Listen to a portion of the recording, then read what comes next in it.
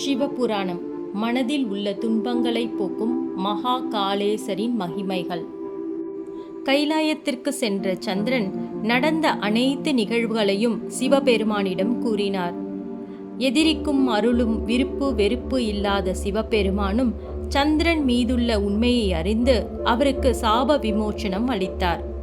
சந்திரன் தன்னை எதிர்த்து போர் செய்தாலும் சந்திரனின் பிறப்பின் ரகசியம் அறிந்த சிவபெருமான் சந்திரனின் மீதிருந்த ஒரு கலையை தன் முடியில் சூட்டி கொண்டார். சிவபெருமான் கட்டிக்கொண்ட அந்த ஒரு கலை மட்டும் என்றும் அழியாமல் நிலைத்து நிற்கும் என கூறுகிறார். என்னுடைய அருளால் 15 நாட்களில் வளர்ந்து பூர சந்திரனாகவும் தட்ச பிரஜாபதியின் சாபத்தால் அடுத்து 15 நாட்களில் தேய்ந்து இந்த ஒரு கலை அழியாமல் மீண்டும் வளர்வதும் தேய்வதுமாக இருப்பாய் என சிவபெருமான் அருள் புரிந்தார். மேலும் நீ மனோதைரியத்துடன் என்னுடன் தயங்காமல் போர் புரிந்தாய். அதனால் மனித இனத்தின் மனோநிலையை கட்டுப்படுத்துபவனாகவும் இருப்பாய் என்று அருள் புரிந்தார். சந்திரனின் ஒரு கலையை தனது சிரசில் சூட்டி சோமேஸ்வரராக காட்சியளித்தார் சிவபெருமான். பின்பு சந்திரன் அனைவருக்கும் வேதமின்றி அருள்பாவிக்கும் சிவபெருமானே, தங்களின் இந்த ரூபத்தை கண்டு வழிபடுவோர் தங்கள் வாழ்நாளில் செய்த பாவங்களை போக்கி அருள்பாவிக்க வேண்டும் என்று வேண்டினார். அவ்விதமே சிவபெருமானும் அருள்பாவித்தார். மனதில் உள்ள துன்பங்களை போக்கும் மகா காளேசரின் மகிமைகள். அனைத்து உயிர்களுக்கும் மோட்சம் அளிக்கும் தன்மை கொண்ட ஷிப்பிரா நதிக்கரையில் அவந்திகாபுரி என்ற ஊர் உள்ளது.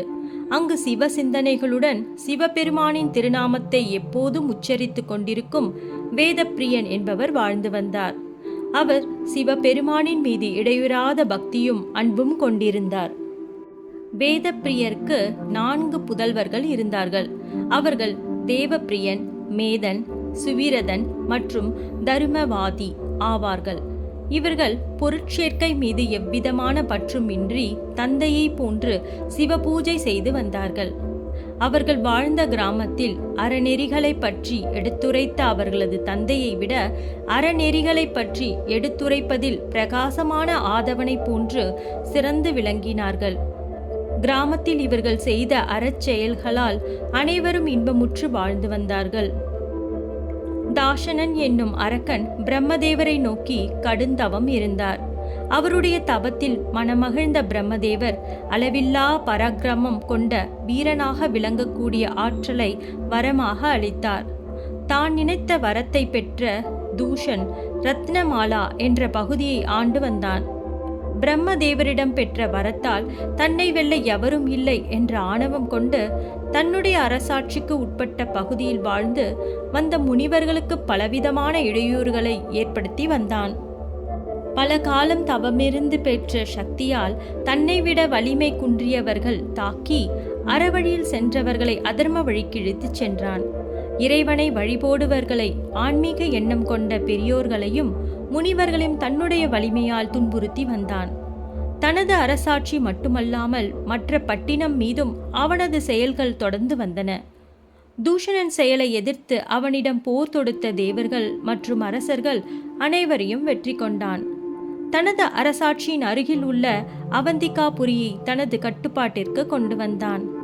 தூஷணன் பின்பு அங்குள்ள மக்கள் மற்றும் வேதம் ஓதும் முனிவர்கள் என அனைவரிடமும் நீங்கள் உயிருடன் வாழ வேண்டும் என எண்ணினால் சிவனுக்கு பூஜை மற்றும் மந்திர உச்சாடனம் போன்றவற்றை தவிர்த்து இருப்பது நல்லதாகும் என கூறினான்.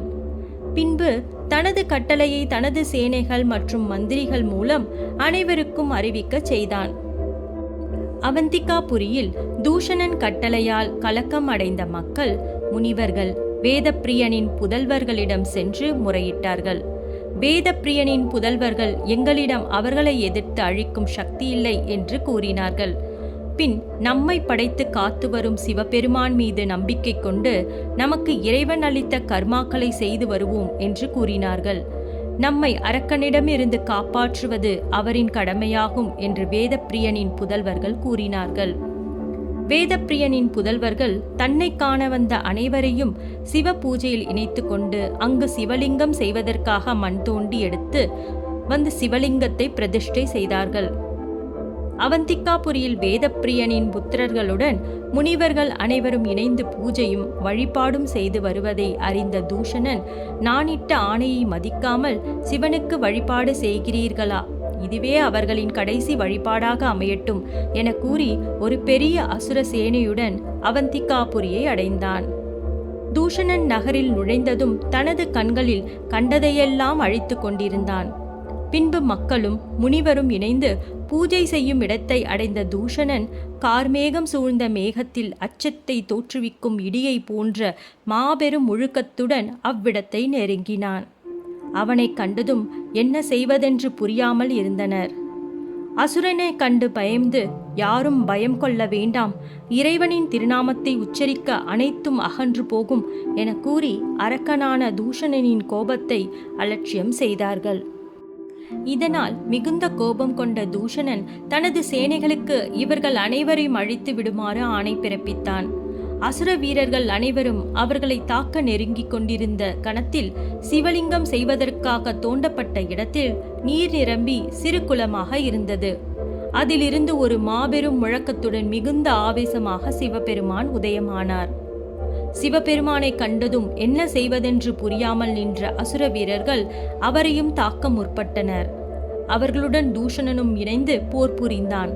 ஆனால் சிவபெருமான் அவர்கள் அனைவரையும் அழித்தார். சூரிய ஒளியால் புத்துணர்ச்சி பெற்று மலரும் சூரியகாந்தி மலரை போன்று அங்கு கூடியிருந்த மக்களும் முனிவர்களும் அனைவரும் புத்துணர்ச்சி பெற்று மகிழ்ச்சி அடைந்தனர். அங்கிருந்த அனைவரும் சிவபெருமானை பலவாறாக துதித்து போற்றினார்கள். அவர்களின் பக்தியில் மகிழ்ந்த சிவபெருமான் வேண்டிய வரத்தினை கேட்பீர்களாக என்றார். அவர்கள் அனைவரும் தாங்கள் இந்த எழுந்தருளி தங்களை நாடி வரும் பக்தர்களின் குறைகளை தீர்க்க வேண்டும் என்று வேண்டினார்கள்.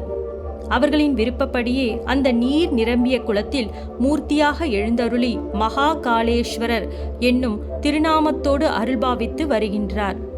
மகா காளேஸ்வரரை வணங்கி வர துன்பங்கள் நீங்கி இன்பங்கள் மலரும், எண்ணிய காரியங்களில் உள்ள தடைகள் நீங்கி வெற்றி கிடைக்கும். ஓம் நம சிவாய.